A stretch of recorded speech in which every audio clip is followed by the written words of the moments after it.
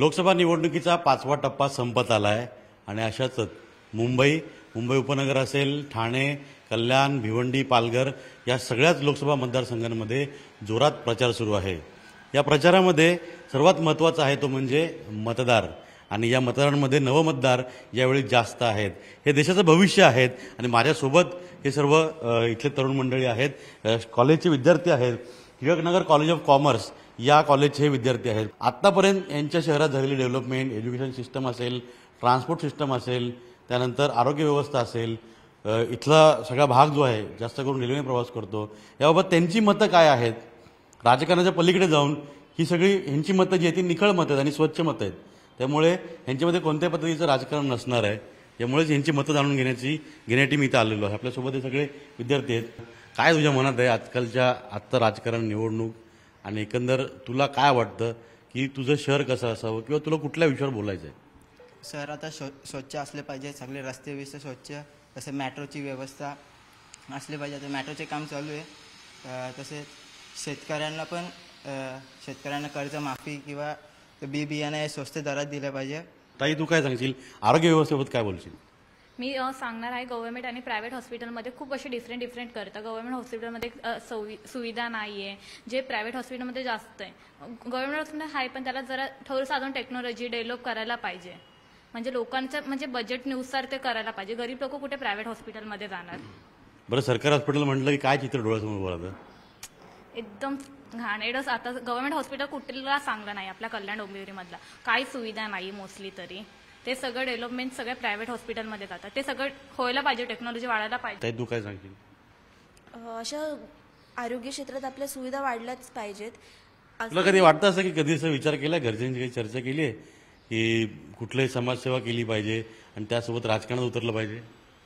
हो, म्हणजे मला असं वाटतं की मी राजकारणात उतरलं पाहिजे, लोकांची सेवा केलीच पाहिजे। हल्ली आपण बघतो की गटार स्वच्छ नसतात, रस्त्यावरती सगळी घाण असते, रस्त्याला खड्डे असतात, खूप सारे ॲक्सिडेंट होतात त्याच्यासाठी मला राजकारणात उतरावं असं वाटतं की आपण ह्यांच्यासाठी खूप सगळी सुसुविधा आणायला पाहिजे। तू काय सांगशील? मी पोलीस भरतीची ट्रेनिंग करते। तिथे ग्राउंड, आता डोंबिवलीमध्ये ग्राउंड तरी सध्या एकच आहेत। तिथे ग्राउंडमध्ये मुलं, छोटी मुलं, वयस्कर माणसं सगळी चालत असतात। तिथे एक सेपरेट ग्राउंड केलं पाहिजे आणि ट्रेनिंग बाहेर जाऊन आता इथे आपल्या इथे जवळच्या जवळ भेटली म्हणजे ग्राउंड केले पाहिजे, अशी सुविधा पाहिजेत। मला म्हणायचं की रेल्वेबद्दल, आता लोकल रेल्वे तर आहेत पण आता जसं की मेट्रो, एसी ट्रेन पण निघाल्या आहेत। पण तुला माहिती आहे, तुम्हाला सर्वांना माहिती आहे का, तुम्ही ज्या शहरात राहता कल्याण डोंबिवलीमध्ये, त्यातले जवळपास 95% लोक जी आहेत ती फक्त डोंबिवली झोपायला येतात, बाकी सगळे कामाला जातात। आणि त्याच्याकरता मोठा ट्रान्सपोर्ट कुठला तर रेल्वेने लोक कॉलेजला पण जातात, कामाला पण जातात, त्यांची इतर कामं असेल ती कामं करायला पण रेल्वे जातात, कारण का आपला कनेक्ट थेट मुंबई आहे। रेल्वेची व्यवस्था वाढवली पाहिजे, गर्दी असते, चिंगराचिंगरी असते, त्याबद्दल काय सांगशील? रेल्वे म्हणजे तर खूप सारे नागरिक कल्याण डोंबिवलीपासून मुंबईला जातात, तर मला असं वाटतं की लोकल ट्रेन वाढवायला पाहिजे आणि जे लोकल ट्रेनमध्ये जे तांत्रिक अडचणी येतात त्या नीट करायला पाहिजे, कारण की लोक 1-2 तास ते ट्रेनमध्येच अडकून राहतात, जेणेकरून त्यांना जॉबला जायला खूप उशीर होतो। राजकारणात यायचंय की नाही यायचं? हो, येऊ असं वाटतं, येऊ पण शकतो, काय खरं सांगू नाही शकत। तुझी तयारी झालेली आहे? छोट्यापणापासून बघतोय, सगळं काम हळूहळू होत आहे। तुझी तयारी कुठेतरी झाली की राजकारणात येऊन कुठल्या तरी निवडणुकीला तू उभं राहणार आहे? होऊ शकतो कुठे पण काय तुला काय असं वाटतं? मी छोट्यापणापासून बघतोय की इथे सगळे रस्त्यांचे काम हळूहळू होतात, 1, 1.5, 2, 3, 4 वर्ष अशी लागतात, काम बरोबर होत नाही टायमावर। एक तारीख पक्की दिली ती या टायमाला तारीखला होतच नाही ती, जशी कोर्टाची तारीख पे तारीख पडते तशी कामांची तशी तारीख वाढत जाते, थोडा वेळ असं। याच्यामुळे काय होतं? डिले झाल्यामुळे काय होतं? डिले झाल्यामुळे आता बघा, जसं देश पुढे चालतोय पण तशी माणसं पण जायला पाहिजे पुढे, म्हणजे कामं जलदगतीने झाली तर खर्चही वाचेल आणि प्रगती जलद होईल। हो, आपल्यासोबत 2 शिक्षक आपण त्यांच्याशी बोलूयात, कारण का शिक्षक हे विद्यार्थ्यांना घडवतात, भविष्य घडवणारी मूर्ती जी घडते त्यांना घडवणारे शिक्षक आहेत। त्यामुळे एज्युकेशन सिस्टमबद्दल त्यांना काय वाटतं, कशा रीतीनं ही एज्युकेशन सिस्टम परफेक्ट आहे, अजून पाहिजे का ॲडव्हान्स पाहिजे? तर आपण बघितलं की आपल्यासोबत जे विद्यार्थी शिकतात हे शिकल्यानंतर काही दिवसातच किंवा काही महिन्यातच, अर्थात ते ज्यांच्याकडे पैसे असतात तेच जाणार, पण परदेशामध्ये शिक्षण करायचं जास्त करून हा मानस असतो आजकालच्या पालकांचा देखील आणि मुलांचा देखील. मी या कॉलेजची प्राध्यापिका आहे, सौ निलिमा कोडोलीकर, आणि मला असं वाटतं हे माझ्या विद्यार्थ्यांनी जी मतं व्यक्त केली ही अतिशय प्रांजळ आणि निर्मळ आहेत. कारण त्यांच्या मनात कुठलंही राजकारण नाही. काही जणांना राजकारणात यावंसं वाटतंय, काही जणांना नाही, किंवा काही जण म्हणतात की छत्रपतींनी स्वप्न बघितलं होतं स्वराज्याचं, ते त्यांना साकारायचंय.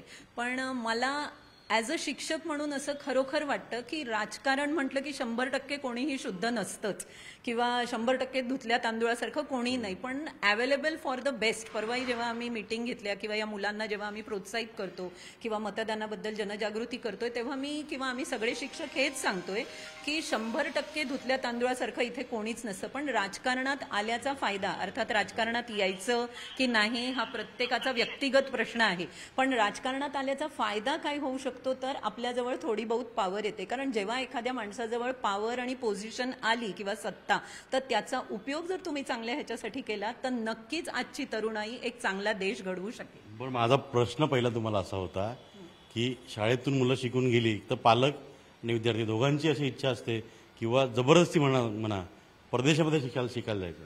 हां, आता जर तुम्ही विचारलात की परदेशामध्ये शिकायला जायचं, मला असं वाटतं परदेशामध्ये शिकायला जायचं हे आजकालचं फॅडच झालेलं आहे. पण ते का झालेलं आहे? कारण आपल्या देशात तेवढी टेक्नॉलॉजी किंवा IT सेक्टर उपलब्ध नाहीत, म्हणून कदाचित आपला तरुण परदेशाकडे जातोय. आणि काम करण्याचे तास आता सगळेजण बाहेरच्या देशात बघाल तुम्ही, जर्मनी बघा किंवा कुठे फ्रान्स बघा, UK बघा, त्यांना वर्किंग अवर्सची तेवढी हे असते की अमुक एक तास तुम्ही भरा आणि मग तुमचं स्वतःचं असं लाईफ असतं किंवा लंच टाईमला तुम्हाला एवढा ब्रेक घेतलाच पाहिजे. इथे आपण 24 तास काम करत असतो, पण मुलांना असं वाटतं तरुणाईला की आउटपुट नाहीये किंवा तेवढा इन्कम नाहीये, म्हणून आजकालचा तरुण बाहेर जातोय. पण मला असं वाटतं पुढे हळूहळू हे बदलेल आणि आपल्याकडे जर ह्या सगळ्या सुखसुविधा आल्या ना तर आपला तरुण सुद्धा भारताबाहेर जाणार नाही आणि लवकरच भारत सुद्धा नंबर 1 कंट्री होईल. सर नमस्कार, तुम्ही काय सांगाल की एज्युकेशन सिस्टम आजची किती पर्याप्त आहे मुलांकरता आणि किती बदलली पाहिजे? त्यांनी सांगितलं परदेशामध्ये जायला आवडतं, त्याची कारणं पण सांगितली. मॅडम आजकाल एक फॅशन झालेली आहे परदेशात, माझा मुलगा कुठे शिकतो तो परदेशात शिकतोय सांगायचं. आपल्या देशामध्ये एज्युकेशनवर भरपूर खर्च केलं जातं, पण मला असं वाटतं की शाळांमध्ये आणि कॉलेजमध्ये जे इन्फ्रास्ट्रक्चर अवेलेबल पाहिजे ते पुरेसे नाही आहे. आणि हे एक कारण आहे की बरेच पालक सांगतात की आपल्या मुलींना बाहेर पाठवलं.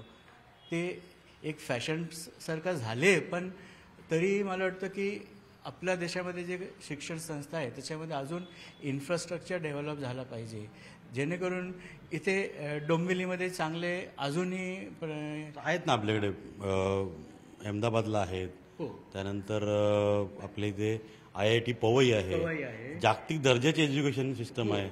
म्हणजे तिथे आम्ही असं बघितलंय की बाहेरून परदेशातून तिथे मुलं शिकायला येतात. अगदी अमेरिका आणि टॉपमोस्ट कंट्रीजच्या पुणे शिक्षणाचं मायागर म्हणतात. तिथे तर अशी कंडिशन आहे की तिथे जे विद्यार्थी पकडले आपण तर 100%पैकी 60% विद्यार्थी विद्यार्थी आलेले आहेत. हो, मग हे येतात ना बाहेरून. पण पर्सेंटेज, आपल्या देशाची लोकसंख्या आणि इथे जे विद्यार्थ्यांची गरज आहे ते पूर्ण होतं का? आणि IIT तुम्ही म्हणाले ते IITमध्ये it is said to be one of the toughest examination in the world. मग ते किती टक्के लोक तिथं जातात? That matters. नक्कीच सगळी मतं मांडलेली आहेत. आणि मॅडम जर सांगितलं की ही मुलं जी आहेत ह्यांनी बोलताना त्यांचा कॉन्फिडन्स नव्हता एवढा. शेवटी हा कॉन्फिडन्स नसण्याचं कारण म्हणजे की ह्यांची मतं निर्मळ आहेत, स्वच्छ आहेत आणि आतून आलेली आहेत. कोणत्याही पद्धतीनं यांनी की मला हेच बोललं पाहिजे किंवा मी असंच बोललं पाहिजे हे नव्हतं, म्हणून यांची मतं जी आहेत तशी प्रांजळ आलेली आहेत. आणि खरंच अशीच मतं जी आहेत तरुणांनी मांडावीत, पुढे यावं, राजकारणात यावं की नाही यावं, पण मत नक्की सर्वांनी मांडावं. आणि 20 तारखेला सर्वांनी मतदान करा ना सगळे. हां, सर्वांनी 20 तारखेला नक्की मतदान करा आणि आपला जो हक्क आहे, लोकशाहीचा पर्व जो आहे, लोकशाहीचा उत्सव जो आहे त्याचा नक्की आनंद घ्या. व्हिडिओ जर्नलिस्ट उमेश गोविलकरसह अजित मांढरे, न्यूज 18 लोकमत, डोंबिवली.